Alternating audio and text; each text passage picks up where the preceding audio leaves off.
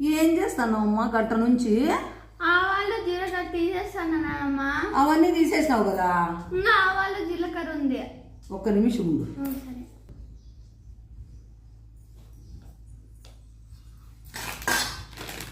ఏమది?